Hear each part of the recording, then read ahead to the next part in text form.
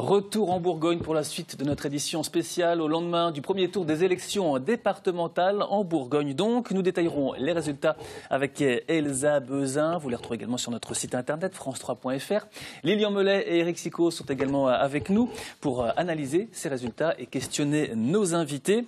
Pour le Parti socialiste, Michel Leniaud est là. Bonjour. Bonjour. Premier secrétaire fédéral du parti en Côte-d'Or. Et puis pour l'UMP, Alain Sugnaud, député de Côte-d'Or. Bonjour à vous. Bonjour. Merci d'être avec nous. Puis d'autres réactions également dans le courant de cette émission depuis nos studios à Auxerre, Nevers, Mâcon et Le Creusot. Et puis notez en fin d'émission un débat sur le canton de Montbard entre Laurence Porte et Patrick Molinoz. La maire de Montbard devance le candidat sortant du PRG. Commençons par un département où le rapport de force reste incertain, celui de la Saône-et-Loire. Illustration dans le canton de Louhans, celui du président socialiste sortant, Rémy Chintron. Les candidats sont repartis en campagne dès ce matin. Damien Boutillier et Romy Wachuk. Le marché de Louhans, avec sa centaine de commerçants et ses milliers de promeneurs et d'acheteurs, c'est un lieu incontournable de la vie bressane. Mais surprise en ce lundi matin d'entre-deux tours des élections départementales, il n'y a pas de serrage de main des candidats qualifiés pour le second tour. Il n'y a pas de surprise. Là, ils se reposent maintenant. Ils ont fait ce qu'il fallait, quoi. Ils sont pas réveillés. Ils ont passé la nuit. Ils sont fatigués. Tout simplement. Il y a des contents et des mécontents, mais enfin là... Pourtant, les candidats sont bien en campagne, mais aujourd'hui, ils ne font pas de terrain, à l'instar de l'UMP. On laisse les gens en parler et faire le bilan eux-mêmes. Voilà, on va pas aller déranger. Et, on va sûrement essayer d'aller voir certains abstentionnistes. Parce que même si ici il y a une belle mobilisation, il y a encore voilà, des gens qui ne sont pas allés voter. Et rappeler que c'est un enjeu local, même s'il y a un message fort au niveau national qui a été lancé, il faut rappeler que les élections départementales, c'est des enjeux locaux. Donc voilà, il faut que les gens choisissent leurs représentants. Quant à Rémy Chintron, il est aux abonnés absents. Il s'est isolé des caméras et des médias pour écrire la profession de foi de son binôme. Mais dès hier soir, il tirait les enseignements du premier tour. Je crois qu'effectivement, on paye aussi une certaine défiance vis-à-vis du Parti socialiste. Je n'ai jamais caché mon étiquette. J'ai toujours ma carte et je la garderai. J'ai toujours dit que j'étais plus socialiste que beaucoup d'autres. Et donc c'est vrai que c'est un deuxième tour compliqué, mais vous savez, en politique, on a l'habitude des deuxièmes tours compliqués, et donc on va tout faire pour rattraper le retard, même si c'est vrai qu'il est important. Ainsi à gauche, la pilule a du mal à passer, car même à Montré où sa colistière Sabine Schaeffer est maire, le PS est battu. Les résultats dans le département de Saône-et-Loire, Elsa, avec donc d'abord Louhans. Oui, Louhans, résultat très important. Le président sortant vient de le voir. Rémy Chintron est en mauvaise posture. Le socialiste n'est pas sûr d'être réélu. Son binôme est devancé par celui de la droite. En revanche, la gauche résiste à Cluny. Cluny où le tandem Jean-Luc Fontray, Elisabeth Lemonon est le seul binôme socialiste élu au premier tour en Bourgogne. C'est un cas unique. Affaire réglée aussi pour deux autres cantons. La droite est élue à Chauffailles. Vous le voyez, la droite s'impose également à Charolles. On va prendre maintenant la direction de Saint-Vallier, où il y aura dimanche prochain un duel gauche-gauche. Ce sera un affrontement front de gauche, Parti socialiste. À Digoin, cette fois, la gauche est malmenée. C'est le cas aussi dans d'autres cantons de Saône-et-Loire, comme Chalon-2, où on se dirige vers un duel droite-gauche au deuxième tour. Même situation dans les cantons d'Autun et de Montceau-les-Mines. La gauche est en difficulté. Elle sera face à la droite. Un dernier résultat pour ce département, celui de la Chapelle de Guinchay. La droite, victime de ces divisions, arrive deuxième derrière le Front National. La Chapelle de Guinchay, où le coup de poker de Gérard Voisin n'a donc pas fonctionné. L'UMP est au deuxième tour avec le FN en tête sur ce canton. Le binôme socialiste, lui, est éliminé. Stéphane Robert et Gabriel Talot. Il est un peu plus de 18 h. Jean-François Cognard n'en attendait pas moins. Très largement en tête dans sa commune, le candidat du binôme UMP-UDI écrase le duo dissident de droite et devance assez largement le Front National. Plus tard, à la Chapelle de Guinchay, à l'inverse de Chintré, une tendance se dégage. Le FN arrive en tête et s'impose même dans cette ville de 4000 habitants. Résultat confirmé pour l'ensemble du canton.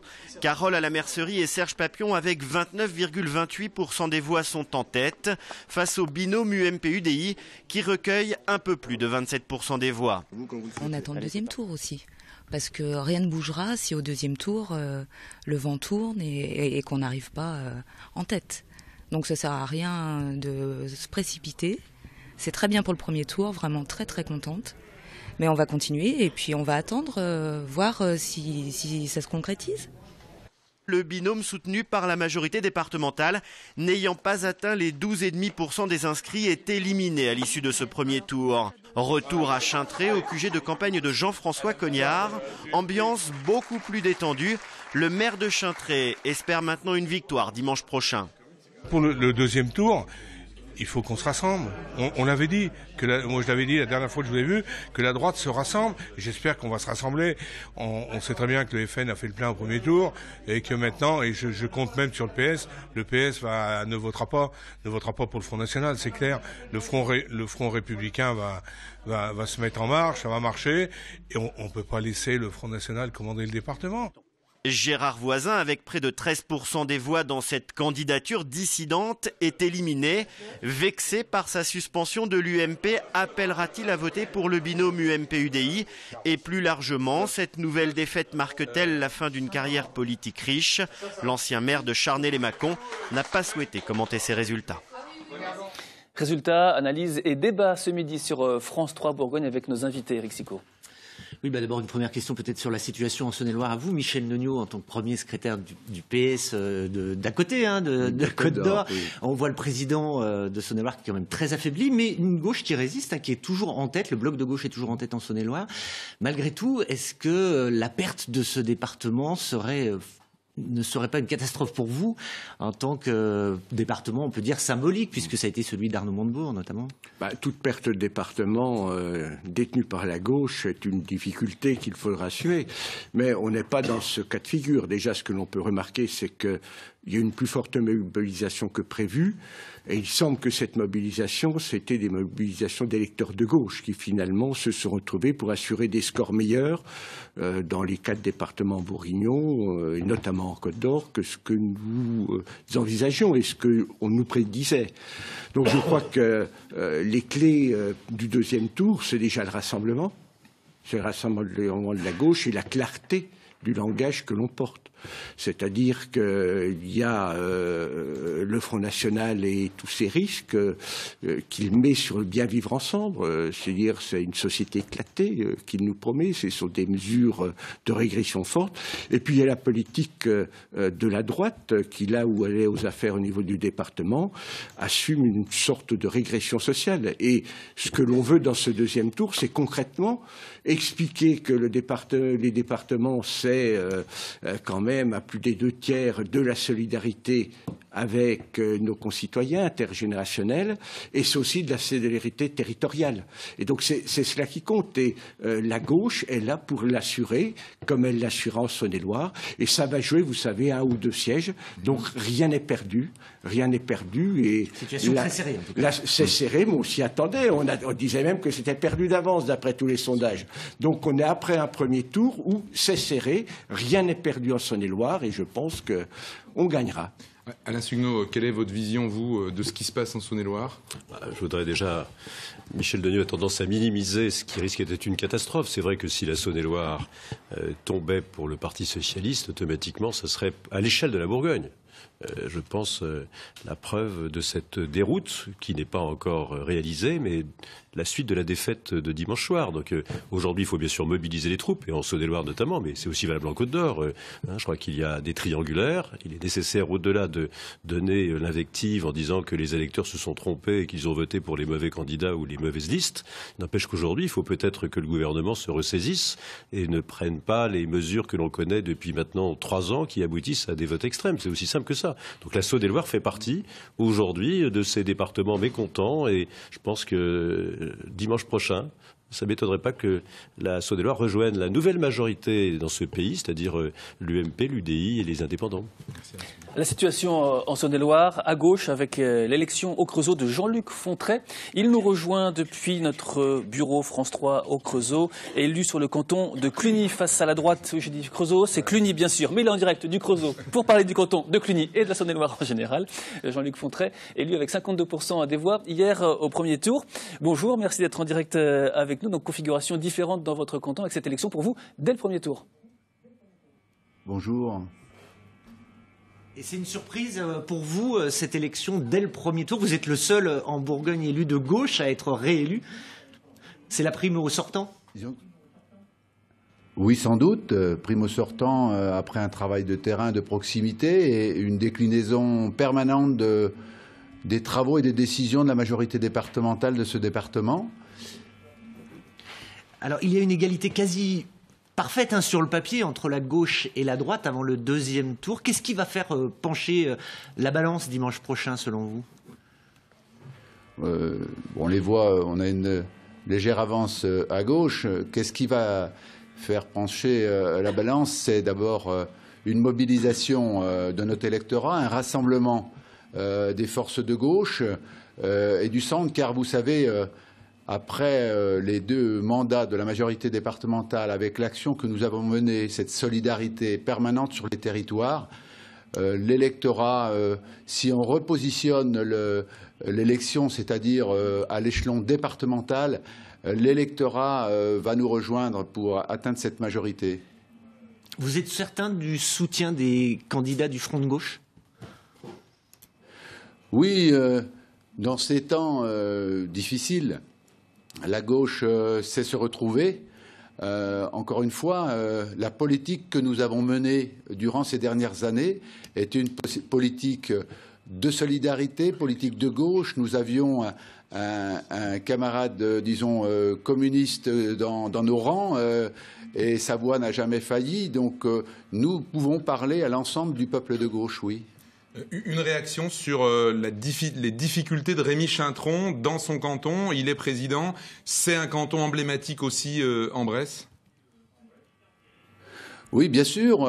Notre président est en difficulté. Ceci dit, laissons encore se dérouler cette semaine où peut-être que son électorat, les habitants de ce canton, disons, prendront conscience de l'action qu'il a menée. Tant en tant que premier vice-président qu'ensuite président à la tête de ce département.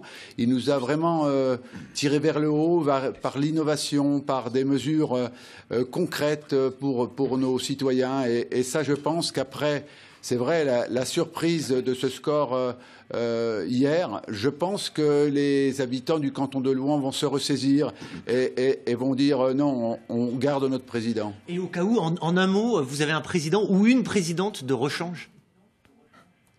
Vous savez, chaque chose en son temps. Après le premier tour, pour l'instant, il n'y a que 3 conseillers, 3 binômes d'élus sur les 29, donc ça fait 10%. Donc pour l'instant, travaillons dans chaque canton pour gagner ces élections et pour arriver à la majorité, minimum donc 15 binômes, voire 16. Merci Jean-Luc Fontrey en direct du Creusot pour cette réaction. Nous allons partir pour Mâcon cette fois où nous attend le secrétaire départemental du Front National en Saône-et-Loire, Sébastien Allouin. Bonjour Sébastien Allouin, on entend parler de la poussée de votre parti dans certains départements, peut-être dans une moindre mesure en Saône-et-Loire par rapport à Lyon ou la Nièvre. Non, après nous pouvons toujours être satisfaits quand même du résultat que nous avons fait sur la Saône-et-Loire. Nous avions misé sur 10 binômes au second tour. Le résultat, nous en sommes à 13, dont 8 triangulaires.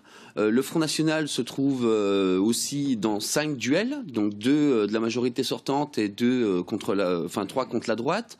Après, nous pouvons voir aussi que la chapelle de Guinchet, où le Front National est sorti largement en tête. Il ne faut pas oublier aussi Chalon-sur-Saône, enfin Chalon 1, où le Front National est arrivé en tête.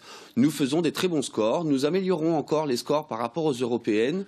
Donc nous pouvons être que très satisfaits pour l'instant des résultats pour le second tour qui s'annoncent pour dimanche. En Saône-et-Loire. En même temps, Marine Le Pen annonçait le Front National comme premier parti de France. En tout cas, en Saône-et-Loire, ce n'est pas le cas. Vous êtes derrière le bloc de gauche et derrière le bloc de droite. C'est un pari raté pour vous quand même, ou pas? Non, ce n'est pas un pari raté. Nous, sur la Saône-et-Loire, nous avions misé sur 20%. Donc, pour une grande majorité des candidats, nous avons atteint les 20%. Donc, pour nous, déjà, le bilan, il est déjà très concluant. Et sur les triangulaires, il y en a 8, vous l'avez rappelé. Vous vous maintenez partout? Tout à fait. Oui, le Front National ne fera aucune alliance, il ne se désistera pas. Nous serons présents sur les 8 triangulaires. Le Front National jouera le rôle d'arbitre pour certains cantons et après sur d'autres, nous espérons quand même remporter la victoire. Lesquels? comme Pierre-de-Bresse, ça se joue dans un mouchoir de poche. Nous avons d'autres cantons où la gauche est malmenée et la droite aussi. Donc là, nous allons repartir sur le terrain très rapidement. Nous allons faire revenir le maximum d'abstentionnistes, car il ne faut pas oublier que suite à la déclaration d'Emmanuel Valls hier soir, que ça soit la droite ou la gauche qui gagne, rien ne sera changé sur la politique menée nationalement. Donc c'est-à-dire encore plus d'austérité, encore moins de dotation au département, voire la disparition du département. Donc nous serons là, nous allons défendre le département jusqu'au bout et nous appelons donc tous les abstentionnistes à rejoindre, enfin à voter Front National, car si on vote à droite ou à gauche, rien ne change, et bien autant apporter le changement avec le Front National. Sébastien Allouin pour le Front National en direct de Mâcon. Merci à vous.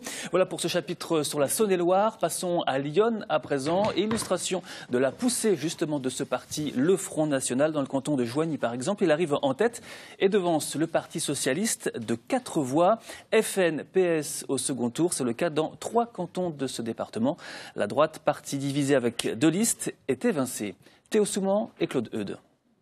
Sont qualifiés pour le deuxième tour Claire Dior, Armel Garnier et Françoise Dour et Nicolas Sauret.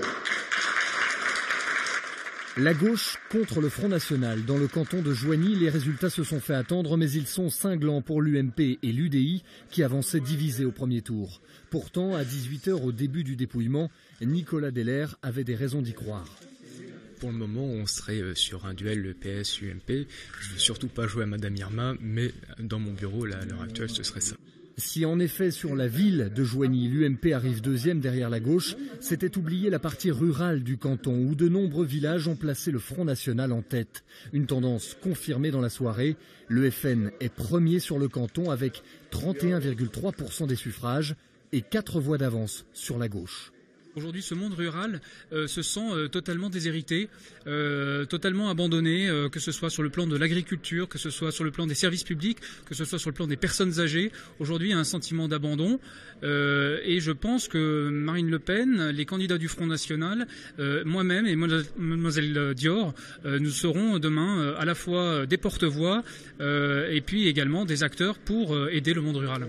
Pour Nicolas Sauret et Françoise Roure, binôme de gauche qualifié, le score élevé de l'extrême droite doit inciter les électeurs à se mobiliser au second tour. On ne connaît pas les candidats du Front National. Nous n'avons jamais vu la candidate du Front National. Elle n'a pas mis les pieds sur le territoire durant toute cette campagne. Nous ne la connaissons pas. Qui peut porter nos dossiers lourds et importants au département pour 6 ans dans 7 jours ? Il n'y a que Françoise Roure et moi qui soyons en capacité de le faire. La droite, sortante, paye sa division au prix fort. Elle est évincée dès le premier tour. C'est sûr que si on s'était entendu, peut-être que nous n'en serions pas là. Bon, maintenant, on peut pas revenir en arrière sur ce qui a été fait. J'avais dit précédemment que j'étais pas pour les extrêmes, donc je continue à dire que je ne suis pas pour les extrêmes. Donc voilà, donc après, comprendra qui voudra comprendre, mais voilà. De son côté, le binôme UMP indique ce soir ne pas donner de consigne de vote pour ce second tour, inédit à Joigny. Après Joigny, d'autres résultats dans Lyon avec vous, Elsa. Oui, illustration de cette vague bleu marine avec 5 cantons où le Front National a des chances de gagner. Le FN pourrait prendre Charny si l'électorat de gauche éliminé ne se déplace pas aux urnes. Situation identique à Migène avec un duel UMP-Front National au deuxième tour. À l'extrême droite, en ballottage favorable aussi à Brinon sur Armançon. Le FN qui arrive en tête, on vous en a beaucoup parlé hier aussi à Pont-sur-Yonne. Le binôme Odoul-Ferrand obtient une large avance sur la gauche et sur la droite. Ce sera l'une des 4 triangulaires incertaines dimanche prochain. Plusieurs duels entre le FN et la droite, exemple à Joux-la-Ville où le président sortant du Conseil général l'UDI, André Villiers, arrive en tête devant le tandem frontiste. À droite, le sénateur UMP Jean-Baptiste Lemoyne fait mieux puisqu'il est le seul élu dès le premier tour dans le département avec Delphine Gremy. C'est dans le canton de Gâtinais en Bourgogne et de ce fait, il prend l'ascendant dans la course à la présidence du département. En revanche, et c'est le dernier résultat, rude soirée pour la gauche dans Lyon, même dans son bastion d'Avallon où le duo PS se classe 3e et il se retrouve engagé dans une triangulaire à haut risque au deuxième tour. Le barrage au Front National, c'est ce que l'on a entendu beaucoup hier soir, l'appel à faire barrage avec des consignes parfois pas forcément très claires, du nini, du comprendra qui pourra. André Villiers, le président sortant UDI, lui est beaucoup plus clair. Il appelle à un front républicain, donc à voter clairement pour la gauche face au FN. On écoute. J'appelle clairement, lorsque les candidats de gauche dans le département seront opposés au Front National, j'appelle les forces de droite, c'est-à-dire de l'UMP et du centre droit, à voter pour le candidat de gauche qui sera opposé au Front National. Nous sommes en situation parfois qui nécessitera des accords avec des désistements de gauche et que je pense qu'il y a là une bonne manière, en tout cas républicaine, qui va bien au-delà d'ailleurs de la dimension républicaine pour ce qui me concerne, puisque c'est plus un attachement éthique et philosophique à la chose publique qui me conduit à demander aux électeurs de droite et du centre droit, dès lors qu'ils ne seront plus représentés par un candidat, eh bien, de se mobiliser pour le candidat de gauche contre le candidat du Front National. Et nous restons dans Lyon, direction Auxerre, où nous attend Jean-Baptiste Lemoyne, sénateur, élu UMP, élu donc dans le canton de Gatineau en Bourgogne au premier tour hier. Vous avez entendu André Villiers, Jean-Baptiste Lemoyne, et cette consigne claire. Vous partagez l'avis d'André Villiers ? Je crois que surtout, la question va être posée à la gauche, parce que j'appelle votre attention sur le fait qu'il y a 2 triangulaires à haut risque, à Pont-sur-Yonne et à Avallon, où nous avons des candidats de grande qualité, et pour l'instant, nous n'avons pas de retrait des candidats de gauche arrivés 3e. Et donc la question se pose aux états-majors de gauche de savoir ce qu'ils font, parce que c'est bien beau d'avoir des paroles à Paris, mais nous attendons les actes sur le terrain. Après, je vais vous dire, s'agissant de la situation, les choses sont claires. Il faut tout simplement faire confiance aux candidats qui est le plus engagé localement, parce qu'on a bien vu que c'était un cri de détresse qui était lancé à travers ce vote protestataire. Et donc, pour résoudre un cri de détresse, quoi de mieux que des hommes et des femmes qui sont investis dans les associations, investis dans leurs communes, dans leurs intercommunalités, et qui sont là au quotidien pour accompagner et être aux côtés de celles et ceux qui travaillent, qui parfois peuvent souffrir, et en tous les cas qui ont exprimé un grand ras-le-bol. Jean-Baptiste Lemoyne, c'est un secret pour personne que dans la coulisse, on disait que vous étiez intéressé éventuellement par la présidence du Conseil général à la place d'André Villiers, si l'évolution de l'élection le permettait. Est-ce que vous êtes toujours dans cette situation au soir du premier tour? Vous êtes le premier élu. Alors attendez, je suis ravi d'être le premier élu avec Delphine Grémy, nous sommes 2, nous en remercions les Iconais. Pour ma part, c'est la 3e fois en un an qu'ils me font massivement confiance et vraiment, je les remercie du fond du cœur. Maintenant, le sujet, c'est pas ma petite personne, c'est pas la petite personne de X ou Y. On voit bien que le résultat qui vient de ce premier tour, il impose d'aller au résultat, d'aller à l'efficacité. Le message qui était envoyé, c'est « vous les politiques, bougez-vous ».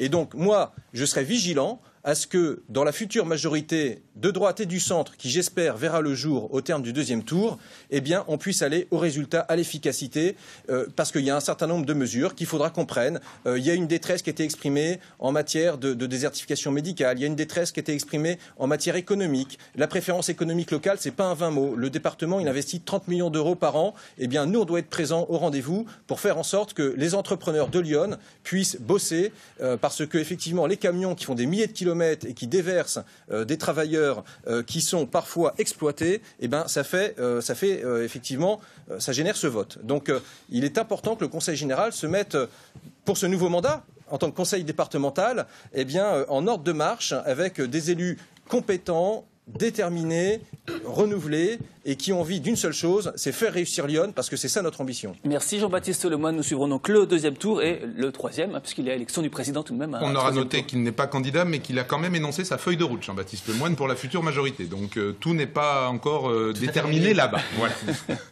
Voilà pour Lyon, à 13h20, édition spéciale sur France 3, vous le savez, pour ces élections départementales. Et nous partons pour le département de la Nièvre seulement. Autre département où le FN peut jouer les troubles faits. La gauche pourrait passer de justesse, par exemple, dans le canton de Corbigny, territoire historiquement marqué à gauche, qui voit l'UMP et le FN s'inviter au 2e tour pour une triangulaire surprise. Résumé de cette soirée à Corbigny avec Pauline Ringenbach et Romain Liboz. Le rideau tombe sur le canton de Corbigny. Au fur et à mesure du dépouillement, l'hypothèse de la triangulaire semble se profiler. Stéphane. Le candidat Front National, Marcel Stéphane, se fait une place dans ce canton du Morvan, traditionnellement acquis à la gauche. L'UMP, le PS et le FN se retrouvent au 2e tour pour une triangulaire inattendue. Bien évidemment, la situation aurait été meilleure en duel face à la gauche, évidemment. Mais bon, M. Bazin n'est pas réélu au premier tour comme c'était coutume. Voilà, c'est quand même nouveau et bon, il y aura un deuxième tour. Je ne sais pas historiquement, mais ça fait plusieurs décennies que le candidat du canton de l'Orme est élu au premier tour. La donne change pour Fabien Bazin, le candidat PS. Il arrive même derrière le candidat UMP à quelques voix près. 33,1% pour Jean-Charles Rochard, 32,9% pour Fabien Bazin, 25,3% pour Marcel Stéphan. Mais le conseiller sortant ne veut pas dramatiser ces résultats. On est sur des territoires différents, on est sur une élection différente. Il y a aujourd'hui 2 titulaires, un homme et une femme. On va réaliser enfin la parité au sein de l'Assemblée départementale, ce qui n'était pas gagné si on était resté sur un autre mode de scrutin. Et puis on est à une période, on le voit bien, où il y a une perte de sens, de repères. Et notre travail, à nous, les élus locaux, c'est justement de redonner ces repères et ce sens, parce que la République, c'est aussi celle des villages. Jean-Charles Rochard termine donc en tête de ce premier tour, mais il a affiché une mine inquiète toute la soirée en attendant les derniers résultats. Les triangulaires ne sont jamais idéales parce que on ne peut jamais savoir comment les abstentionnistes, comment les reports vont pouvoir se réaliser. C'est assez compliqué. Ce que je note, c'est que la gauche était partie divisée et que de nombreuses consignes venues du front de gauche nous indiquaient qu'il refuserait de se reporter sur le Parti socialiste, ce qui montre bien qu'il y a une véritable désunion. L'UMP compte sur cette division de la gauche au premier tour pour gagner ce canton, le FN n'ayant que très peu de chances de s'imposer dans cette configuration. Et après Corbigny, d'autres résultats dans la Nièvre avec vous, Elsa Bezin. Les premiers résultats d'abord à Nevers-2, le fief de l'ancien ministre Pierre Bérégovoy, où le FN opère une poussée. L'extrême droite vire en tête avec plus de 30% des suffrages. À Nevers encore, mais cette fois Nevers 1. Dans ce canton-là, c'est le Parti socialiste qui est devant. La liste PS qui sera opposée à une liste sans étiquette. À Clamecy, territoire marqué à gauche, eh bien la gauche est éliminée. Le canton tombera dans l'escarcelle de la droite ou de l'extrême droite. Enfin, dans la Nièvre, les regards se porteront forcément sur Château-Chinon, les terres de François Mitterrand, le canton du président sortant Patrice Joly. A priori, peu de suspense, le socialiste fait la course en tête. Nous disions terre de gauche, la Nièvre. Nous partons pour Nevers rejoindre François Diot pour le Parti communiste. François Diot, merci d'être avec nous. On a évoqué cette montée du Front National dans la Nièvre. C'est un grand écart du PC au FN dans certains cantons. Les résultats de ces élections départementales sont un nouveau signe de la catastrophe politique dans laquelle s'enfonce la Nièvre et le pays, avec une explosion du vote d'extrême droite, une montée des idées populistes, un fort taux d'abstention. Et ça, c'est le résultat direct d'une politique gouvernementale qui désespère l'électorat de gauche et qui nous amène à un scénario qui nous inquiète fortement. C'est le scénario du pire qui se dessine. Donc il y a un signe positif quand même dans cette élection, c'est les résultats des candidats du Front de gauche dans le département de la Nièvre, qui sont les seuls à résister et même à progresser dans de très nombreux cantons. On est à 12% pour le Front de gauche. À la proportionnelle, il y aurait 4 élus communistes à l'Assemblée départementale. Donc nous, on appelle évidemment à un changement de cap gouvernemental pour enfin redonner espoir à cet électorat de gauche qui s'était pourtant massivement mobilisé pour battre Nicolas Sarkozy. Et cette nouvelle gauche, il faut la construire avec toutes les sensibilités sincères de gauche, communistes, socialistes, écologistes, pour éviter la catastrophe annoncée. Alors, de bons scores, comme vous dites, mais en même temps aucun élu, donc, ou il y en aura un, mais le seul qui sera, c'est un allié d'une candidate socialiste. Donc, est-ce que vous appelez quand même, malgré tout, à voter pour les socialistes, malgré la politique gouvernementale que vous dénoncez ? Dans le canton de Varennes-Vauzelles, c'est un cas particulier puisque nous avons affaire à des socialistes qui sont en rupture avec les orientations gouvernementales actuelles. Dans les autres cantons, justement, nous cherchons à construire, c'est-à-dire un rassemblement de toutes celles et ceux qui restent fidèles aux valeurs de gauche et qui veulent reconstruire la gauche dans sa globalité. Et dans les autres cantons, vous appelez à voter pour les candidats socialistes ? pour nos appels de second tour, c'est très clair. Nous ne banaliserons jamais l'élection d'un candidat du Front National, donc barrage au Front National. Nous appelons aussi à battre la droite partout où elle est en mesure de gagner un canton, puisqu'on sait que la droite, loin de combattre l'austérité, veut en remettre une couche et veut s'attaquer à tous les mécanismes de solidarité construits par les majorités de gauche. Ceci dit, notre appel est un appel exigeant envers tous les candidats de gauche, puisque le soutien à la politique gouvernementale, ça n'est pas le sens de notre appel, bien au contraire. Le sens de notre appel, c'est la construction d'une résistance et de la reconstruction d'un rassemblement anti-austérité, anti-réforme territoriale et fidèle aux valeurs de gauche. C'est ça l'avenir de la gauche, c'est pas le suivisme de la politique gouvernementale, et nous appelons les candidats socialistes présents au deuxième tour à s'engager sur cette voie-là. C'est la voie de la victoire au vu des résultats du premier tour. Merci François Dion, en direct de Nevers. Dernier département, celui de la Côte d'Or. Dans un instant, un débat sur le canton de Montbard, mais d'abord les principaux résultats avec vous, Elsa. Avec d'abord le canton de Châtillon-sur-Seine, où le seul canton à avoir un tandem élu dès le premier tour. Valérie Bouchard et le maire UMP Hubert Brigand l'emportent avec plus de 52% des suffrages. Le Front National gagne du terrain à Brazay-en-Plaine. Il bascule même en tête avec 39% des voix, mettant en difficulté les tandems de droite et de gauche. L'extrême droite devant aussi dans le fief de la gauche Chenauve, avec un duel qui s'annonce très serré. La gauche, elle, résiste bien dans la capitale régionale, en ballotage plus ou moins favorable dans 5 des cantons dijonnais, notamment Dijon 2, où le maire Alain Millot et sa première adjointe ont pris une belle avance face à la droite. À Semur en Ossois, large avantage pour le président UDI sortant François Sauvadet. Il est contraint à un deuxième tour face à l'extrême droite, mais il devrait logiquement garder son fauteuil. La droite de François Sauvadet, qui étend son influence dans le canton de Montbard. Marc Fro et Laurence Porte sont en ballotage favorable face aux radicaux de gauche Marion Monguachon et Patrick Molinos. Et nous poursuivons la discussion sur la Côte d'Or que connaissent bien nos invités, Alain Sugneau et Michel Neugnot. Une question d'abord pour Alain Sugneau. Globalement, on sait que la droite est majoritaire au Conseil général de Côte d'Or. La majorité ne changera pas. Néanmoins, si on regarde les chiffres et les blocs, on s'aperçoit que finalement, la droite n'a pas progressé par rapport à une élection cantonale comme celle de 2011, qui à l'époque avait quand même pas été un moment favorable. 38% pour la droite en 2011, en Côte d'Or, 38,4% hier soir. Est-ce qu'on doit corréler ça avec les 27% du Front National sur le département de la Côte d'Or? En gros, est-ce que c'est le Front National qui vous scotche et qui vous empêche de progresser? Je crois que c'était la manœuvre, y compris du Premier ministre. C'était de faire qu'à travers un vote de mécontentement, on puisse empêcher une alternance. Et c'est probablement un des enjeux des mois et des années qui viennent. Donc c'est la raison pour laquelle on peut avoir deux discours. Mais le discours de dire on dénonce le Front National et on ne retire pas forcément les candidats, contrairement à ce qu'on a entendu, y compris dans d'autres départements, fonctionne à plein. Donc c'est la raison pour laquelle l'UMP-UDI font un très bon score. Il ne faut pas non plus minimiser cette fois-ci ce score. Et notamment au niveau national. Même score qu'une élection...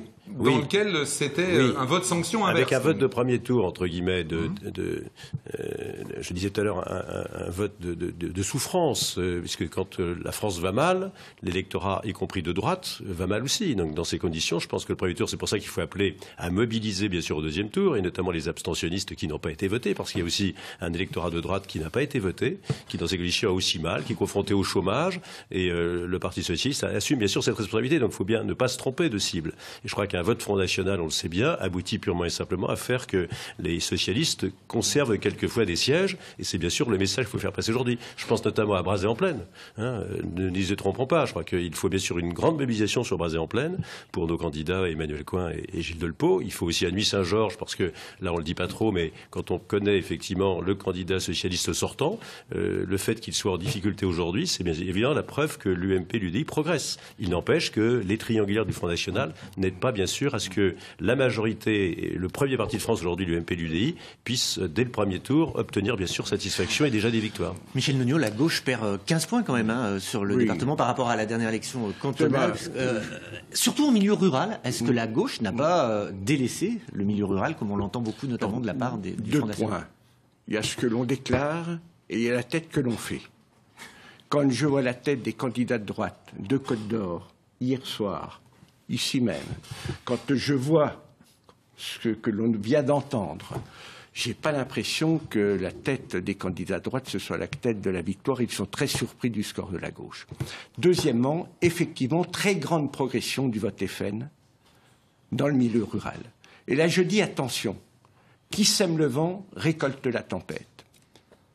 Tous les encouragements au discours qui dit la campagne est morte, la campagne ne s'en occupe pas, la campagne est la délaissée, le discours porté par la majorité départementale en Côte d'Or partout, hein, il y en a que pour Dijon, et on délaisse la campagne. C'est un peu ça quand même. Hein. Ce n'est pas du tout ça dans la réalité des choses, et vous, comme même maire de Beaune, si vous voulez, ne vous plaignez pas. Hein. Donc, c'est bien le discours qui est porté par la droite départementale, et qui amène naturellement cette désespérance.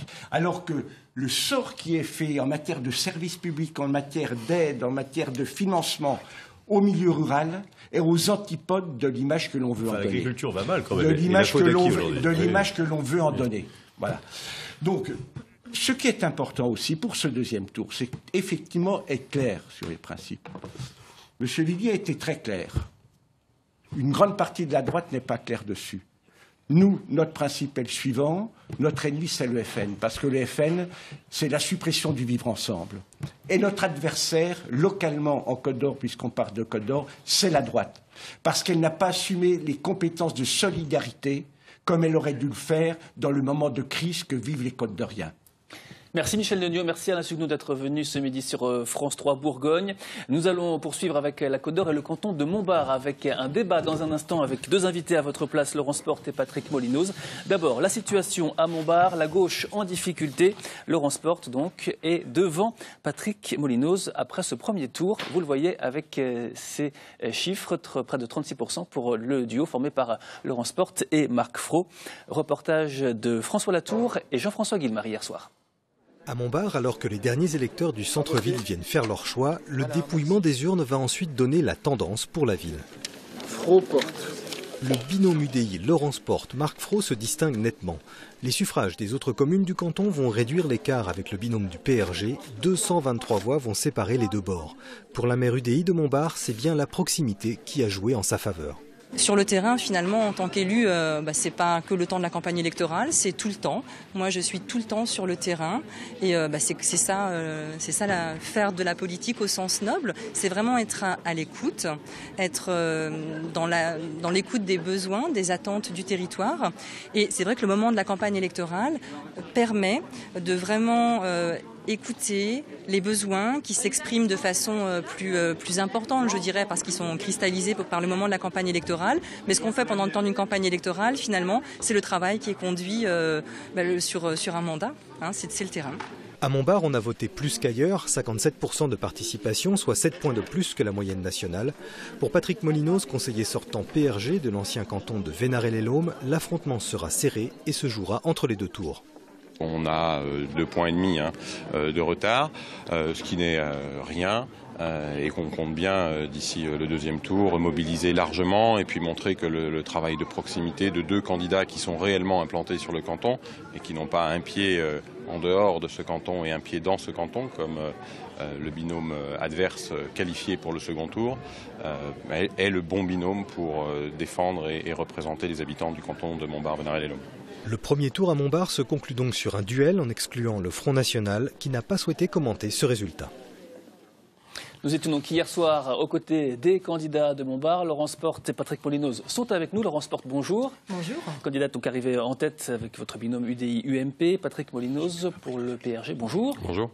Arrivé donc deuxième, vous serez opposé au second tour dimanche prochain et opposé dès maintenant dans ce débat sur France 3 Bourgogne avec vous, Lilian Mollet et Eric Sicot. Patrick Molinoz, est-ce que vous vous considérez dans une situation difficile après ce premier tour ? Il n'y a pas de candidat au soir d'une élection qui veut admettre que les choses ne sont pas au niveau qu'il espérait. Moi, je trouve que c'est toujours un peu langue de bois. J'aurais préféré être devant. Maintenant, je pense que les réserves de voix sont plutôt de notre côté. Donc, moi, je suis confiant dans le travail qu'on a réalisé. Mais il y a sans doute encore plus d'explications à donner pour effectivement dire que ce département, il peut être plus solidaire et plus efficace qu'il n'est. Laurence Porte, donc vous êtes au coude à coude, j'allais dire. Bon, vous avez une légère avance. Est-ce que vous aussi, vous considérez que vous avez une réserve de voix? Notamment, est-ce que vous appelez les gens qui ont voté pour le duo Pénac-Petri à voter pour votre propre binôme, même s'il était soutenu par Alain Houpert, on le sait? Ce que j'aimerais avant toute chose exprimer, c'est que nous étions les outsiders sur cette élection pour le premier tour. Nous arrivons à faire la course en tête, ce qui est quand même une très bonne chose, en ayant largement aussi conforté notre score sur Montbard, en ayant aussi un excellent score sur le rural. Et ça, c'est le fruit de notre travail d'équipe, de candidats de terrain et qui sont des candidats locaux dans leur ensemble. Alors, ce que j'ai envie de dire par rapport à la réserve que vous évoquez, c'est tout simplement que moi j'appelle les électeurs, après avoir exprimé un vote contestataire fort de mécontentement en direction des instances nationales, c'est maintenant de reporter tout cela sur un vote utile pour les actions du quotidien, de proximité que doivent conduire le département. On doit comprendre que vous englobez dans ces électeurs les 1656 électeurs qui ont voté pour le Front National sur votre canton aussi? Moi, je m'adresse à absolument tous les électeurs. Je crois qu'il faut prendre en considération le signal très fort qui est envoyé dans tout le pays au gouvernement qui nous a imposé une réforme, qui nous a imposé un mode de scrutin, qui ne nous a jamais consultés, qui a même été, et je pèse mes mots, qui a été même jusqu'à nous mettre dans une situation d'élection, et vous en conviendrez, Monsieur Molinoz, alors que la loi n'est même pas définitivement calée. Enfin, je crois qu'on n'a absolument jamais vu ça. Mais la question des électeurs du Front National, c'était pas la réforme NOTRe. Les électeurs du Front National, j'ai envie de dire les électeurs au sens large. L'électorat, il est ce qu'il est. Les gens, ils expriment ce qu'ils ont envie d'exprimer. C'est la démocratie. Et moi, je fais un appel vraiment au vote utile, au vote des hommes et des femmes qui ont envie tout simplement d'avoir des conseillers départementaux qui les représentent efficacement et sans aucune arrogance, surtout. Monsieur Molinoz, vous ne regrettez pas de ne pas avoir fait alliance avec le Parti socialiste, d'avoir notamment une binôme, on pensait beaucoup à Christelle Sylvestre, l'ancien maire de Montbard, et d'être parti sans eux? Mais moi, j'ai toujours fait campagne au cantonal. D'abord, je suis un peu surpris de l'appel du pied plus que fort que vient de faire la candidate du deuxième tour à l'électorat Front National.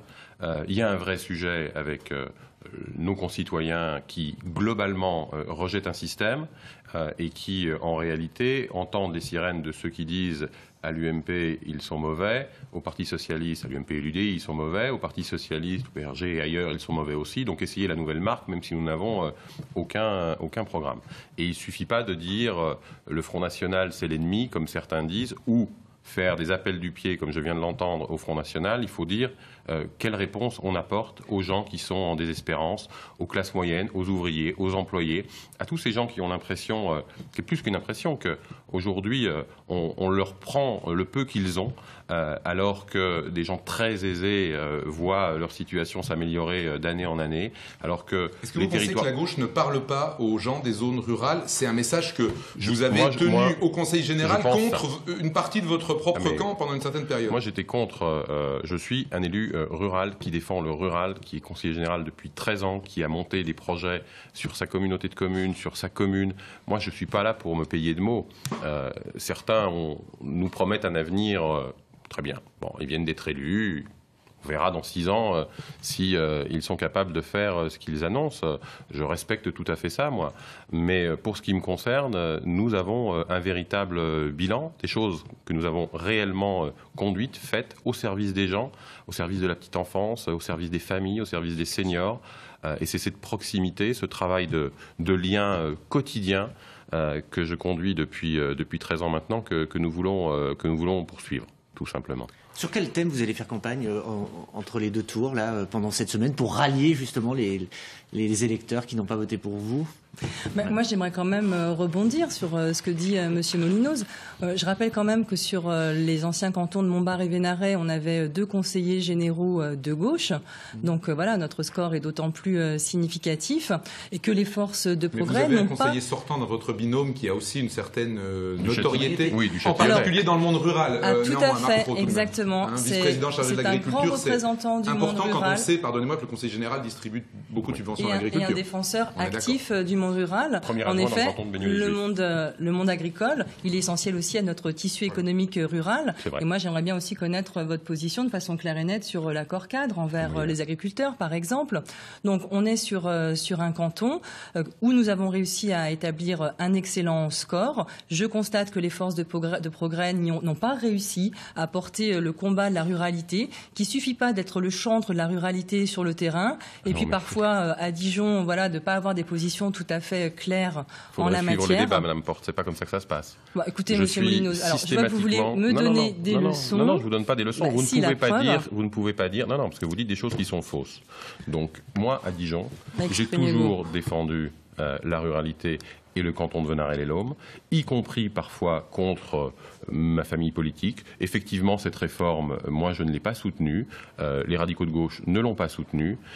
Mais aujourd'hui, le débat n'est pas la réforme. Elle a eu lieu. Le découpage, il est ce qu'il est, et on doit maintenant se retrousser les manches, continuer de travailler. Je souligne également, vous dites qu'il y avait 2 conseillers généraux de gauche, ce qui est vrai, dans nos 2 anciens cantons, mais dans une majorité de droite, qui a augmenté de 25% les impôts en 6 ans, qui a diminué de moitié les crédits aux routes. Vous me demandez quelle est ma position sur l'accord cadre sur l'agriculture. Mais bon, elle est très claire. Il y a un travail fait entre la Chambre d'agriculture, c'est-à-dire les professionnels, les agriculteurs eux-mêmes, et le Conseil général. Une fois que le point d'équilibre est trouvé, eh bien, on le respecte tout simplement. Donc, moi, je suis dans un travail réel avec des vrais résultats. Après, on peut faire de la polémique. Moi, c'est pas mon style, c'est pas jamais la manière dont j'ai voulu travailler. Donc, moi, je veux continuer de travailler pour les habitants du canton de Montbard et de Venarey-les-Laumes. Et c'est comme ça qu'on fera avancer les choses dans une logique de respect et de solidarité. Donc, pour répondre à votre question sur la stratégie à venir, eh bien, nous allons donc continuer de rester nous-mêmes avant toute chose et continuer à défendre un programme d'action réaliste, réalisable, et non pas un catalogue de promesses complètement démagogiques, financièrement intenables, qui ne respectent ni les électeurs ni les contributeurs. Donc, c'est un petit peu facile, de se poser toujours en victime, mais la réalité, elle est là. Les gens ne veulent plus entendre de promesses. Ils veulent aussi des élus de terrain, des élus aussi qui n'ont pas fait de la politique leur métier, qui ont une autre façon d'aborder les choses et qui ont pour ambition d'être à l'écoute, aux côtés des gens, avec aussi des permanences. Je crois que c'est aussi une ambition. C'est une ambition réelle de proximité. On est vraiment dans le contact, sur le terrain, et je crois que c'est ce que veulent les gens. En tout cas, c'est ce qu'ils nous disent quand nous les rencontrons. Le procès en ambition, pardon, mais il me semble que vous aviez fait campagne en disant que vous vous consacreriez totalement, uniquement à la ville de Montbard. Bon, le champ est en train de s'élargir. Moi, je respecte ça, il n'y a pas de souci. Puis pour la proximité, quand même, permettez-moi de le rappeler, votre binôme, mais moi je respecte, mais je dis les choses telles qu'elles sont, votre binôme est composé d'un homme qui est premier adjoint sur le canton de Baigneux-les-Juifs, qui est conseiller communautaire de la communauté de communes du Châtillonnais, qui n'a aucun lien concret d'activité sur le canton de Montbard-Alésia, si ce n'est effectivement la présidence du musée Vous connaissez mal votre canton. Vous connaissez mal votre canton. Et ça, c'est absolument regrettable. J'y suis né et j'y vis depuis 45 ans, Madame Porte. Je suis pas arrivé il y a 10 ans. Vous le connaissez très mal, soyons puisque sympas. Marc Fro est représentant du conseil d'administration du collège Alésia. C'est un agriculteur qui a des terres sur votre... Nous avons été sortis en 2008. Qui a des terres sur votre canton. Il faut expliquer aux téléspectateurs que le centre d'interprétation d'Alésia est sur votre canton. C'est le gros dossier du Conseil général des dernières années, c'est quelque chose d'envergure. Quand on a organisé des débats sur le département de la Côte d'Or, ce qui a fait polémique entre les participants, c'est ce que ça coûte actuellement en fonctionnement au Conseil général de Côte d'Or. On sait que la subvention d'équilibre allait être plus de 3 millions, c'était pas ce qui était prévu au départ. En gros, parce que... C'est à peu près ce qui était prévu au départ. Ouais, alors, il semble que ce soit quand même beaucoup.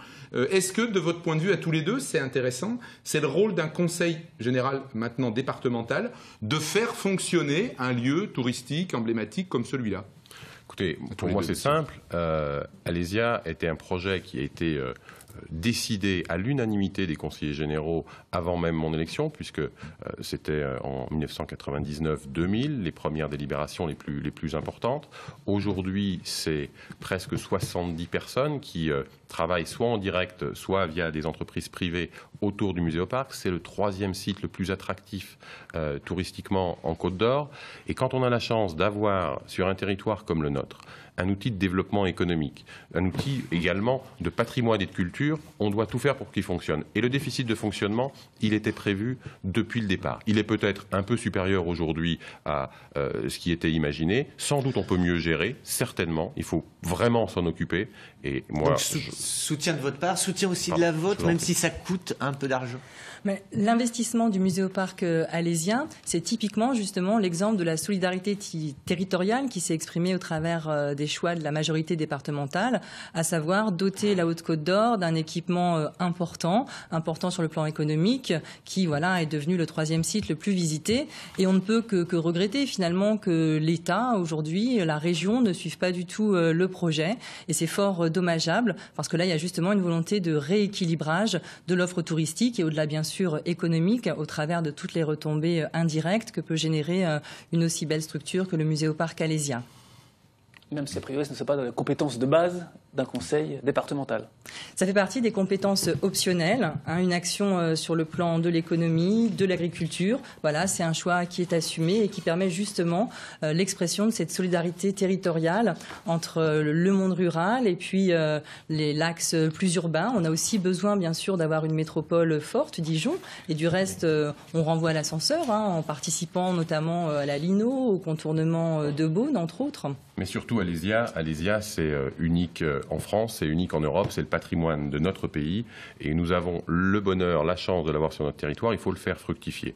Quant à vous entendre, Madame Porte, vous réjouir de la rocade de Beaune, alors qu'il y a déjà une autoroute avec 2 sorties, je trouve typiquement que ça fait partie des investissements malvenus du Conseil général de la Côte d'Or.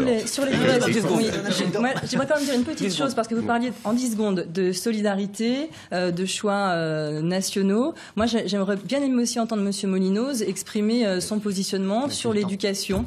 Ça sera pas pour cette fois-ci, mais évidemment, l'entre-deux-tours continue. J'aurais bien aimé, parce que dimanche prochain, merci à tous les deux d'être venus sur ces questions fondamentales et qui relèvent aussi du Conseil départemental. Merci beaucoup. Merci. Votre édition spéciale continue sur France3.fr. Retrouvez tous les résultats, bien évidemment, dans votre canton. Nous nous donnons rendez-vous ce soir dans le 19-20 sur France 3 Bourgogne. Merci de votre fidélité et très bel après-midi sur France 3.